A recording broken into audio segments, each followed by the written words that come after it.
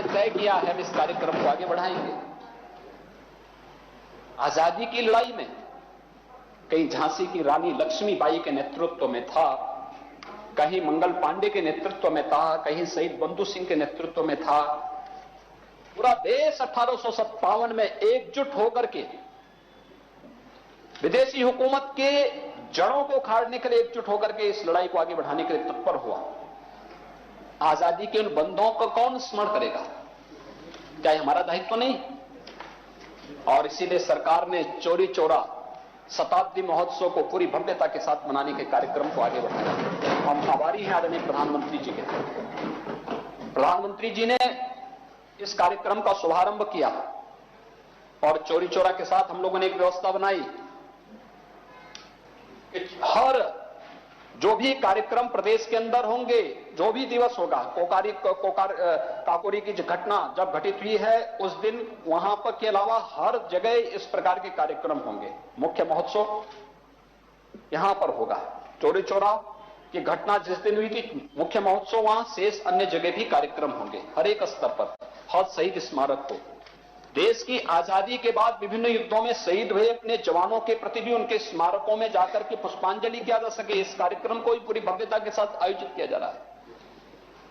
और साथ साथ ये भी कहा गया है, हर उस अवसर पर पुलिस बैंड जाकर के वहां पे राष्ट्रगीत का धुन बजा करके अपने देश के आजादी के उन बंदों को और भारत माता के उन अमर सपूतों को पुलिस बैंड के माध्यम से अपनी सलामी दें, उन्हें सम्मान दें।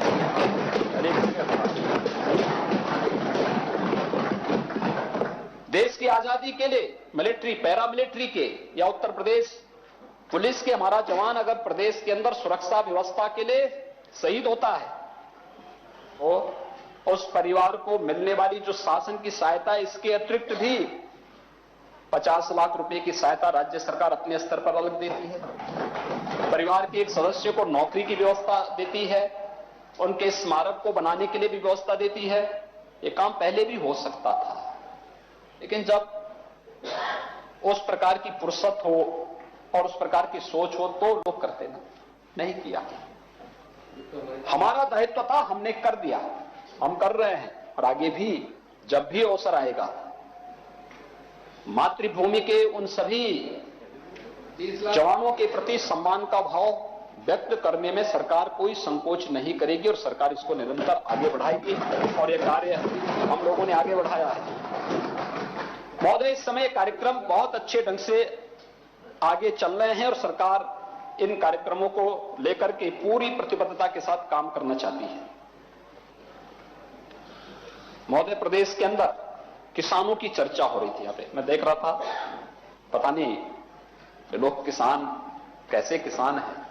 जब इनकी सरकार थी तो किसान सबसे ज्यादा उत्पीड़ित था।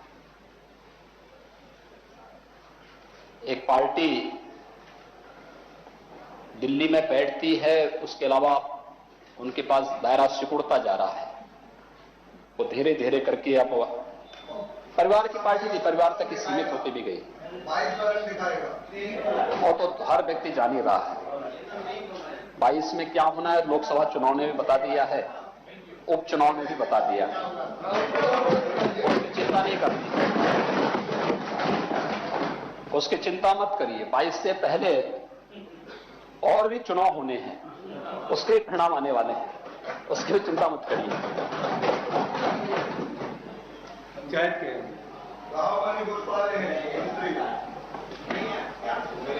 आप चिंता मत करिए, कौन घुस रहा है कौन नहीं घुस रहा है। महोदय, प्रदेश के अंदर किसान किसान किसान की बात जितनी कैसे लोग कैसे गुमराह करने का प्रयास हो रहा है और अन्नदाता किसानों के बारे में तो सरकार के मन में काफी सम्मान का भाव है। हम लोगों ने इसको पूरी मजबूती के साथ आगे बढ़ाया है। हम लोगों का मानना है किसान हमारा अन्नदाता है, उसका हर हाल में सम्मान होना चाहिए। और मैं इस बात को दावे के साथ कह सकता हूं, आजादी के बाद ईमानदारी के साथ भारत के अन्नदाता किसानों को एमएसपी का लाभ अगर किसी ने दिलाया तो प्रधानमंत्री मोदी जी हैं। और अगर उत्तर प्रदेश की तस्वीर देखनी है, इसमें समाजवादी पार्टी भी, बहुजन समाज पार्टी भी, कांग्रेस भी। अरे मेरी बात सुनो ना।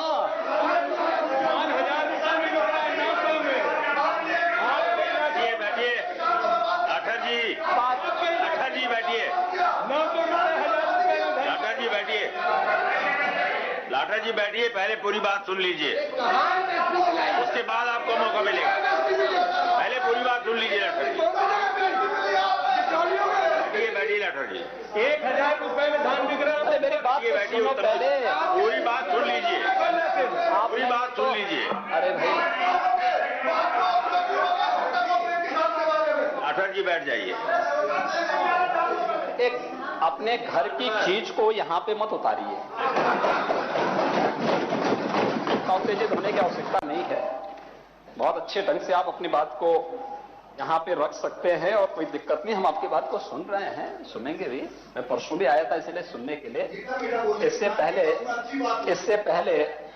पहले देखिए, मीठी बात सुनने के लिए उस प्रकार से व्यक्ति को बैठना ही पड़ेगा। बैठे ना। मैं जानता हूं आप लोग किस प्रकार की भाषा और किस प्रकार की बात सुनते हैं, और उसी प्रकार का डोज भी समय समय पे देता हूं। चिंता आपका नाम बैठ जाइए।